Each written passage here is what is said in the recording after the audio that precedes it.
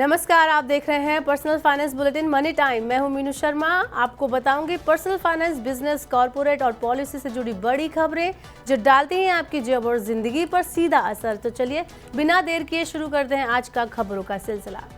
भारतीय reserve bank ने ICICI bank और कोटक महिंद्रा बैंक पर कड़ी कार्रवाई करते हुए आर्थिक जुर्माना लगाया है। आरबीआई ने नियमों का उल्लंघन करने के चलते ये कार्रवाई की है। आईसीआईसीआई बैंक ने लोन और क्रेडिट धोखाधड़ी, वर्गीकरण और बैंकों की तरफ से समय पर जानकारी देने से जुड़े नियमों का उल्लंघन करने पर यह जुर्माना लगाया है। कोटक महिंद्रा बैंक पर जुर्माना वित्तीय सेवाओं की आउटसोर्सिंग में जोखिम प्रबंधन और आचार संहिता से जुड़े नियमों का पालन न करने पर लगा है। आईसीआईसीआई बैंक पर 12.19 करोड़ रुपए और कोटक महिंद्रा बैंक पर 3.95 करोड़ रुपए का जुर्माना लगाया गया है। बायजू जैसी घटना दोबारा ना हो, इसके लिए अनलिस्टेड कंपनियों के लिए सख्त नियामकीय ढांचा बन सकता है। सरकार द्वारा गठित एक समिति अनलिस्टेड कंपनियों के लिए अधिक कठोर नियामकीय ढांचा बनाने की संभावना पर विचार कर सकती है। कंपनी विधि समिति अनलिस्टेड कंपनियों, खासकर की बड़ी कंपनियों और बड़े स्टार्टअप्स के लिए ज्यादा कठोर नियम बनाने की संभावना पर चर्चा कर सकती है। कॉर्पोरेट के काम करने के तौर तरीके सहित विभिन्न नियामकीय पहलुओं पर समिति गौर कर सकती है। इसमें यह सुनिश्चित किया जाएगा कि नियामकीय बोझ बहुत ज्यादा ना हो और कारोबार में सुगमता को बढ़ावा मिले। भारत में अमेरिका सहित चीन, कोरिया और ताइपे की चिंता बढ़ा दी है। अमेरिका, चीन, कोरिया और ताइपे ने लैपटॉप और कंप्यूटर के आयात पर प्रतिबंध लगाने के भारत के फैसले पर गंभीर चिंता जताई है। अमेरिका का कहना है कि इस फैसले के लागू होने के बाद इन उत्पादों के व्यापार पर असर पड़ेगा। अमेरिका ने कहा है कि यह फैसला निर्यातकों और अंतिम उपभोक्ताओं के लिए अनिश्चितता उत्पन्न कर रहा है। भारत सरकार ने 1 नवंबर से लैपटॉप, टैबलेट और अन्य पीसी उत्पादों के आयात के लिए जीडीएफटी से अनुमति लेनी होगी। आसान कर्ज उपलब्ध कराने के लिए राष्ट्रीय विकास बैंक सिडबी ने छोटी एनबीएफसी कंपनियों को आगे बढ़ाने के लिए एक कार्यक्रम शुरू किया है। इससे छोटी एनबीएफसी कंपनियां बैंक वित्त पोषण के पात्र बन सकेंगी। फिर ये कंपनियां पिछड़े और कमजोर वर्ग के लोगों को छोटे छोटे कर्ज उपलब्ध कराकर उन्हें गरीबी से बाहर निकालने में मदद करेंगे। घरेलू शेयर बाजारों में पिछले 3 दिन से जारी गिरावट पर आज ब्रेक लग गया। सेंसेक्स 261 अंक की तेजी के साथ 66,428 अंक पर बंद हुआ। वहीं निफ्टी भी करीब 80 अंक की बढ़त के साथ 19,811 अंक पर बंद हुआ। बाजार की इस तेजी में कुछ मुनाफा वसूली भी देखने को मिली। इस वजह से बाजार की तेजी सीमित रही। अमेरिका में बॉन्ड यील्ड बढ़ने से विदेशी संस्थागत निवेशकों की भारतीय बाजार से पूंजी निकालने का सिलसिला जारी है। इस वजह से भी बाजार ज्यादा नहीं भाग पाया।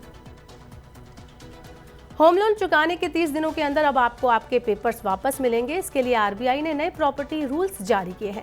आरबीआई के अनुसार बैंक या वित्तीय संस्थाओं को कर्ज पूरा होने के 30 दिनों के अंदर प्रॉपर्टी डॉक्यूमेंट लौटाने होंगे। ऐसा न करने वाले बैंक पर जुर्माना भी लगेगा। नए नियम 1 दिसंबर 2023 से लागू होंगे। इससे पहले बैंक अपनी सुविधा के अनुसार डॉक्यूमेंट वापस करते थे। इससे ग्राहकों को काफी परेशानी होती थी, लेकिन अब आरबीआई के इस कदम से ग्राहकों को राहत मिलेगी। त्योहारों में बढ़ सकती है महंगाई, क्योंकि गेहूं की कीमत 8 महीने की ऊंचाई पर पहुंच चुकी है। त्योहारों के दौरान बढ़ी हुई मांग के चलते गेहूं की कीमत बढ़ गई है। गेहूं की सीमित आपूर्ति और आयात शुल्क के कारण घरेलू आटा मिलों के लिए विदेशी खरीद अव्यवहारिक होने से भी घरेलू बाजार में गेहूं की कीमतों में इजाफा हुआ है। नई दिल्ली में गेहूं की कीमत मंगलवार को 1.6% बढ़कर 27,390 रुपए प्रति टन हो गई। रोलर फ्लोर मिलर्स का कहना है कि त्योहारी मांग के कारण गेहूं की कीमतें बढ़ रही हैं। मिलर्स सरकार से शुल्क मुक्त गेहूं आयात की अनुमति देने की मांग कर रहे हैं।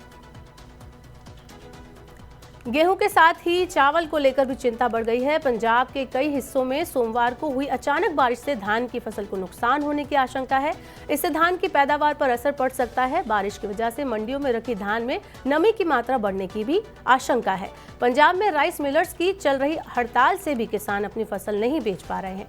अगर आगे और बारिश होती है तो इस बार देश में चावल उत्पादन घट सकता है, जिससे पहले से महंगे चावल की कीमत और बढ़ सकती है।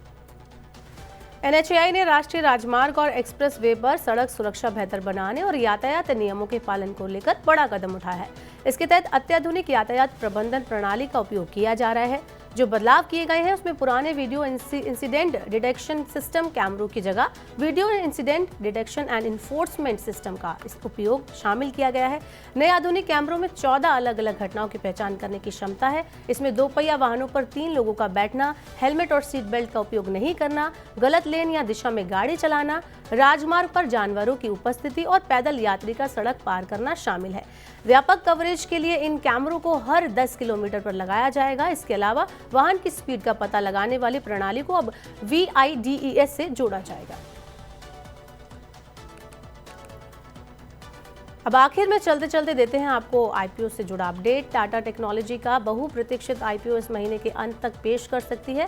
कंपनी ने IPO के लिए मार्च में सेबी के पास डॉक्यूमेंट्स जमा करवाए थे और इसे IPO के लिए सेबी से मंजूरी भी मिल चुकी है।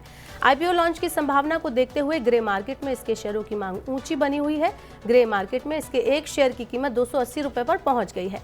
टाटा टेक्नोलॉजी की मार्केट वैल्यू 16,300 करोड़ रुपए आंकी जा रही है। कंपनी ने IPO के आकार के बारे में अभी कोई खुलासा नहीं किया है, लेकिन विश्लेषकों का मानना है कि इसका आकार 3800 से 4,000 करोड़ रुपए का रह सकता है।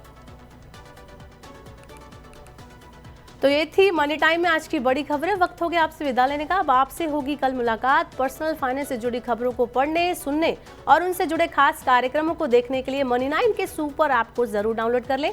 साथ ही आज का हमारा मनी टाइम का एपिसोड आपको कैसा लगा, नीचे कमेंट बॉक्स में अपनी राय जरूर दें। फिलहाल के लिए इतना ही। नमस्कार, शुभ रात्रि।